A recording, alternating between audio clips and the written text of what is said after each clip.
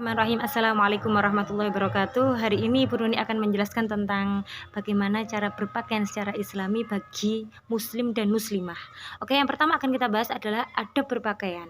Pengertian berpakaian dulu. Apa sih berpakaian itu? Berpakaian ialah sesuatu yang dapat menutup badan kita dan menutup aurat kita untuk kemaslahatan apa? Kemaslahatan kita dan kemaslahatan masyarakat kita. Fungsi berpakaian itu apa saja? Yang pertama untuk menutup aurat, yang kedua adalah melindungi tubuh, yang ketiga adalah sebagai pakaian takwa.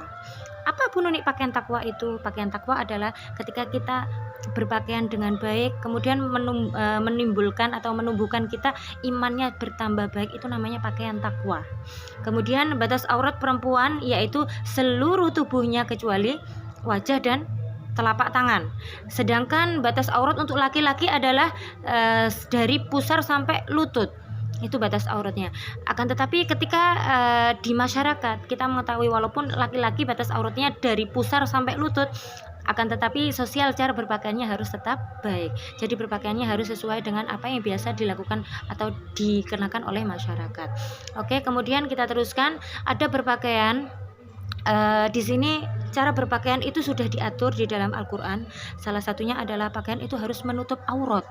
Oke, untuk apa? Untuk membuat martabat kita menjadi baik. Yang kedua adalah menjauhkan kita dari penyakit juga. Kemudian di sini ada pakaian bagi seorang laki-laki. Yang pertama adalah tidak boleh memakai pakaian sutra. Karena apa? Di dalam Al-Quran telah dijelaskan pakaian sutra dan emas yang tidak boleh dipakai oleh laki-laki itu adalah karena itu identik dengan perempuan. Jadi laki-laki itu tidak boleh memakai sesuatu yang identik dengan perempuan. Oke, tata cara berpakaian bagi perempuan. Yang pertama adalah pakaian secara longgar atau tidak transparan atau tidak melekuk di tubuhnya. Oke, seperti firman Allah, saya bacakan dulu. A'udzubillahi minasyaitonirrajim. Bismillahirrahmanirrahim. Wa kullil mu'minati yaghdudna min absarihinna wa yahfazna furujahunna wa la yubdina zinatahunna illa ma zahara minha wal yadribna bi khumurihinna ala juyubihin wa la yubdina zinatahunna illa li bu'ulatihinna aw abaihinna aw abai bu'ulatihinna aw abnaihinna aw abnai bu'ulatihinna aw abnai bu'ulatihinna aw ikhwanihinna aw bani ikhwanihinna aw bani akhwatihinna aw nisaihinna aw ma malakat aymanuhunna awit tabi'ina ghairi ulil irbati minar rijali awit tiflil ladzina lam yazharu ala auratin nisa wala yadribna bi arjulihinna liyu'lama ma yukhfina min zinatihin wa tubu ilallahi jami'a ayyuhal mu'minuna la'allakum tuflihun.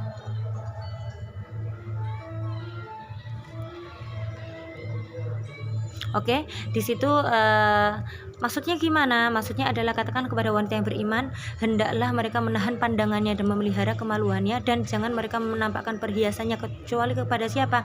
Suami mereka, ayah mereka, atau orang-orang yang semahram dengan seorang perempuan. Karena apa? Ketika perempuan itu menampakkan kepada orang lain bisa menjadi satu madorot. Karena apa? Dia merasa nanti madarat dari segi nafsunya. Yang kedua adalah bisa menimbulkan kejahatan. Kemudian di antara sunnah Nabi ketika memakai pakaian yaitu pertama adalah melakukan dengan tangan kanan. Dalam redaksinya Rasulullah mengatakan bahwa Rasulullah menyukai mendahulukan yang kanan dalam segala urusan ketika memakai sandal, bersisir, bersuci atau memakai pakaian. Oke. Kemudian selanjutnya adab dalam berhias. Adab dalam berhias itu bagaimana? Berhias itu harus sewajarnya saja.